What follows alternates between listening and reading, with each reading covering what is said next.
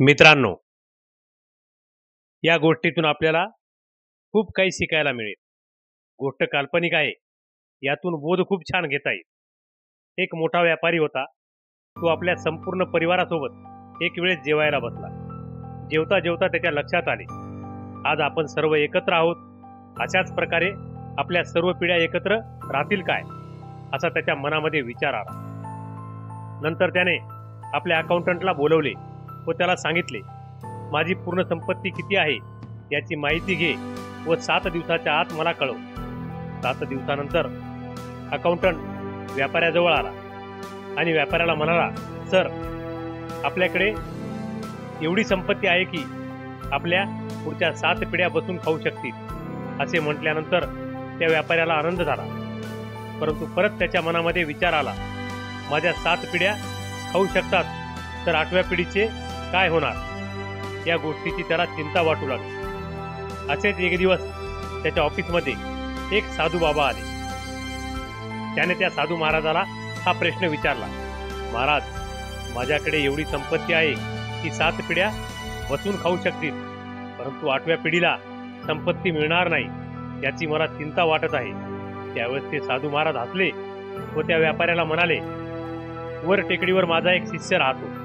तो खूप गरीब आहे. त्याला फक्त 1 किलो पीठ नेऊन दे आणि त्याला विचार, आणखी काही हवे आहे का. तो काय उत्तर देतो ते ऐकून मला सांग. त्या व्यापाऱ्याने आपल्या नोकराला सोबत घेतले व 1 किलो पीठ घेऊन तो त्या टेकडीवरील माणसाकडे गेला. त्याला 1 किलो पीठ दिल्यानंतर आणखी काही हवे आहे का असे विचारले असता तो गरीब व्यक्ती म्हणाला, सावकार, आजचे काम भागले, उद्याचे उद्या बघूत. मी उद्याची चिंता करून आजचे आनंदमय जीवन जगणे का सोडू. असे म्हटल्यानंतर त्या व्यापाऱ्याला थोडेसे वेगळे वाटले.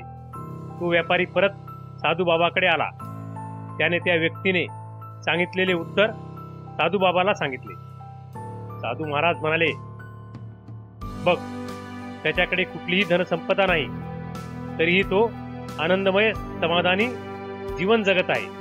तुझ्याकडे 7 पिढ्या पुरेल एवढे धन असून सुद्धा तुला 8व्या पिढीची चिंता वाटत आहे. याचा अर्थ तू समाधानी नाहीस. त्यामुळे तू आजचे आनंदमय जीवन जगू शकत नाही.